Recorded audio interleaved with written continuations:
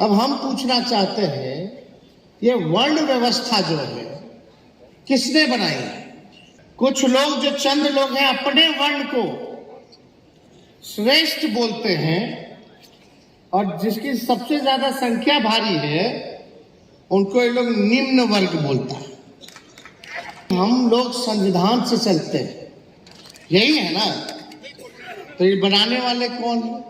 कुछ लोग जो कथाकथित है, हम लोगों को जो निम्न वर्ग कहते हैं, अगर कोई निम्न वर्ग में से, कथाकथित निम्न वर्ग में से पढ़ लिख करके इनसे सवाल पूछे वर्ण व्यवस्था के बारे में, जिसकी जितनी भागीदारी उसकी उतनी हिस्सेदारी, तो कुछ लोग जो है कहते हैं कि जातिवाद है। जो चंद कुछ लोग हैं वो भगवान राम के बारे में, हिंदू धर्म के बारे में, भगवान कृष्ण के बारे में, गौ माता के बारे में हम लोगों को ज्ञान दे रहे। कोई सर्टिफिकेट लेकर के घूमे और बांटे, हमको उसकी सर्टिफिकेट की जरूरत नहीं।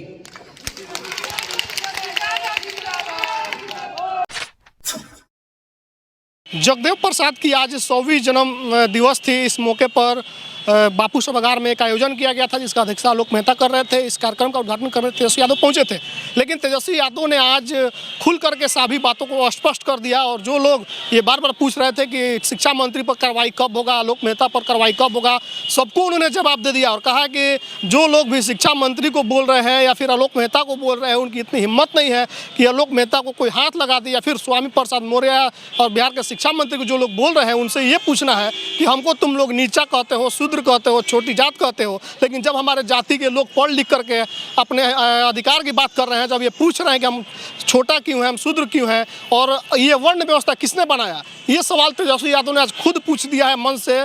तो आपको साफ और स्पष्ट और क्लियर हो गया ये चीज़ कि तेजस्वी यादव और पूरी की पूरी महागठबंधन जो है, राजद पार्टी जो है, अब वर्ण व्यवस्था और जाति पाति और ऊंच नीच की जो भावना है उसके खिलाफ लड़ाई लड़ने के लिए मैदान में पूरे तरीके से उतर चुकी है। तेजस्वी यादव ने यह पूछा कि आखिर बताओ कि तुमने वर्ण व्यवस्था बनाया तो अपने आप को सर्वश्रेष्ठ कैसे घोषित कर दिया, हमको नीचा कैसे बतला दिया, हमको छोटा जाति कैसे साबित कर दिया। इन तमाम चीज़ों को लेकर के और तेजस्वी यादव ने आलोक मेहता का समर्थन किया, शिक्षा मंत्री का समर्थन किया और कहा कि कुछ लोग जो है इन चीज़ों को तोड़ मरोड़ करके सीधा मीडिया पर हमला था। उन्होंने कहा कि देश की मीडिया जो है चीज़ों को तोड़ मरोड़ करके रख रही है, लेकिन हमारी जो सवाल थी, हमारे नेताओं की जो सवाल थी, स्वामी प्रसाद मौर्य का जो सवाल था, शिक्षा मंत्री का जो सवाल था, आलोक मेहता का जो सवाल था, सीधा सिस्टम से है, व्यवस्था से है कि किसने बनाया व्यवस्था और कौन लोग हैं जो हमें राम की भक्ति होने के सर्टिफिकेट बांट रहे हैं, गाँव से प्यार होने के हमसे सर्टिफिकेट मांग रहे हैं। तो ऐसी सर्टिफिकेट की हमें जरूरत नहीं है, ऐसी आवश्यकता नहीं है। हम भी हिंदू हैं, हमारी भी श्रद्धा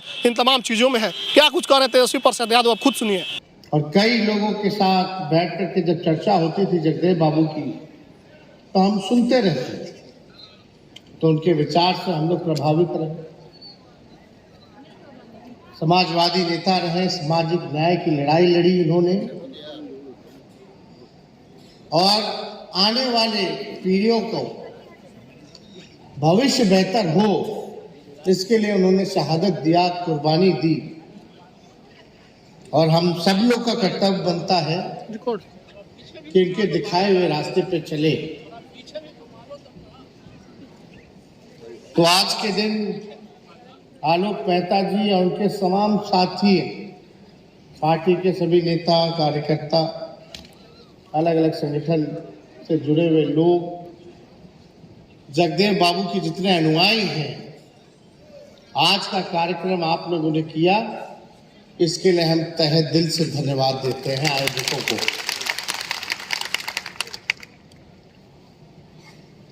आज महागठबंधन की सरकार है, नीतीश कुमार जी के नेतृत्व में सरकार बनी है और साफ तौर पे हम लोगों का संकल्प है कि जो देश में जो संविधान विरोधी लोग हैं, जो लोकतंत्र को खत्म करना चाहते हैं, उन सबको 2024 में देश की गद्दी से उतारने का काम करें। और ये जो महागठबंधन बना, ये बिहार के हित में है, देश के हित में है। हम लोगों को सत्ता इतनी प्यारी नहीं, लेकिन आप सब लोगों को बताना चाहते हैं कि जिस प्रकार से आपके देश में जो चंद कुछ लोग हैं वो भगवान राम के बारे में, हिंदू धर्म के बारे में, भगवान कृष्ण के बारे में, गौ माता के बारे में हम लोगों को ज्ञान दे रहे हैं। धर्म चंद लोगों के लिए नहीं है, हम लोग भी हिंदू हैं और चाहे हिंदू धर्म हो या भगवान कृष्ण हो, राम हो, गौ माता हो, हमारा बहुत ही पुरातन रिश्ता है। कोई सर्टिफिकेट लेकर के घूमे और बांटे, हमको उसकी सर्टिफिकेट की जरूरत नहीं। दरअसल जब से भाजपा सत्ता में आई है, तब से हमारा देश का संविधान कमजोर हुआ। SC ST पिछड़ा वर्ग, अति पिछड़ा वर्ग, दलितों पर हमला शुरू हो गया, लोकतंत्र कमजोर हुआ। और हम आपको बता दें कि जितना भाजपा के लोगों ने, RSS के लोगों ने हिंदू धर्म को बदनाम किया है, उससे ज्यादा और किसी ने बदनाम नहीं किया। आज देख लीजिए सड़कों पे क्या हालत हो जाती है। कुछ लोगों को पटका दे दिया जाता है गले में, कुछ गुंडों को, वो लोग जो है मारा पीटी शुरू कर देते हैं, गुंडागर्दी शुरू कर देते हैं। क्या हो रहा है? नफरत की राजनीति हो रही है, आपस में लड़ाया जा रहा है, धर्म को धर्म से लड़ाया जा रहा है, जात को जात से लड़ाया जा रहा है। यही काम जो है हर जगह हो रही है। और कुछ चंद लोग जो है, वही लोग जो है इस काम को अंजाम देते हैं। और वही लोग हमारे बच्चों को बोलता है कि हिंदी पढ़िए, संस्कृत पढ़िए।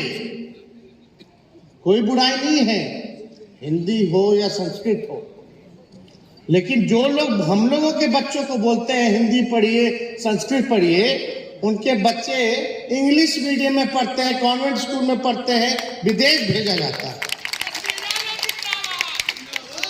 ये बात जो है हम लोगों को समझने की जरूरत है। जितने भी बड़े समतावादी हैं, मानवतावादी हैं, संत फकीर हुए, वो सभी मेहनत, क्या क्या डिस्कशन चला, एजेंडा चला।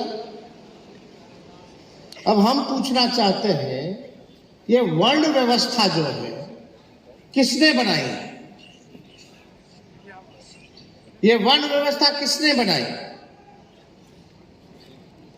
कुछ लोग, जो चंद लोग हैं, अपने वर्ण को श्रेष्ठ बोलते हैं और जिसकी सबसे ज्यादा संख्या भारी है उनको ये लोग निम्न वर्ग बोलता है। यही है ना? तो ये बनाने वाले कौन है? और आप समझिए कि हम लोग संविधान से चलते हैं। देश का अगर सबसे कोई पवित्र किताब है तो वो देश का संविधान है। और संविधान हर एक व्यक्ति को, सबको बराबर के नजरिए से देखता है। सब लोग जो है बराबर है। तो अगर ये वर्ण व्यवस्था की बात होती है तो ये तो संविधान का विरोधी वाली बात है। संविधान का विरोध मतलब देश का विरोध। तो ऐसी बातें पर जो है भाजपा जो है चर्चा कराती है, एजेंडा जो है इस पे जो है चलाने का काम करती है। पूरी तरीके से ये मानवता विरोधी है, इंसानियत विरोधी। और कुछ लोग जो कथाकथित है, हम लोगों को जो निम्न वर्ग कहते हैं, अगर कोई निम्न वर्ग में से, कथाकथित निम्न वर्ग में से पढ़ लिख करके इनसे सवाल पूछे वर्ण व्यवस्था के बारे में, तो इन लोग जो है अपने हिसाब से काम करता है। किस हिसाब से आप लोग सब लोग देखे होंगे, जो लोग सवाल करता है इन लोगों से। तो हम तो ये कहना चाहते हैं कि हिंदू है तो बड़ा छोटा क्यों है भाई?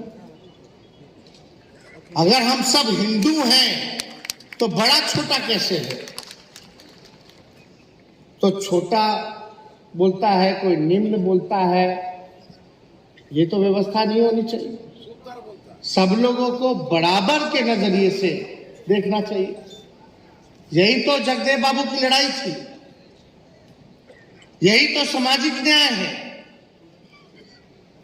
कि आपको शिक्षा का भी वही अधिकार है जो उनको है, आपको चिकित्सा का भी वही अधिकार है जो उनको है। हर एक चीज का अधिकार जो है सम्मान सबके बराबर है, किसी के लिए जो है अलग नहीं है। इसी बात की जो है लड़ाई है।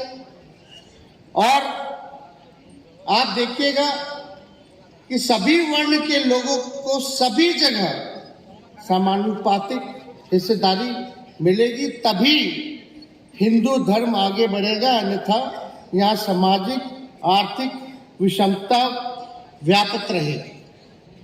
इसलिए हम सब लोग सामाजिक न्याय को मानने वाले हैं, हम समतावादी हैं, मानवतावादी हैं और समाजवादी लोग सभी को एक समान समरूपता से देखते हैं। तभी हम कहते हैं कि हमारी पार्टी जो है A to Z की पार्टी है, सबको साथ लेकर के चलना चाहते, कोई हमारा भाई जो है पीछे ना छूटे, सबको उसका अधिकार मिले, इसी की लड़ाई जो है हम लोग लड़ते रहे। और आप बताइए, कुछ लोग अगर नारा लगाते हैं जिसकी जितनी भागीदारी उसकी उतनी हिस्सेदारी, तो कुछ लोग जो है कहते हैं कि जातिवाद है। अगर जातिवाद होते तो हम जगदेव बाबू को क्यों अपना नेता मानते, हम लोहिया जी को अपना नेता क्यों मानते, हम चौधरी देवीलाल जी को अपना नेता क्यों मानते, हम चौधरी चरण सिंह को अपना नेता क्यों मानते? ये सब केवल और केवल भरमाने वाली बातें हैं और इनके डिजाइन में हम लोगों को फंसने की जरूरत नहीं है। आप सब लोग सजग रहिए और इनके डिजाइन को पहचानिए और एकजुट होकर के लड़ाई लड़ने का काम कीजिए। अभी आप बताइए, अगर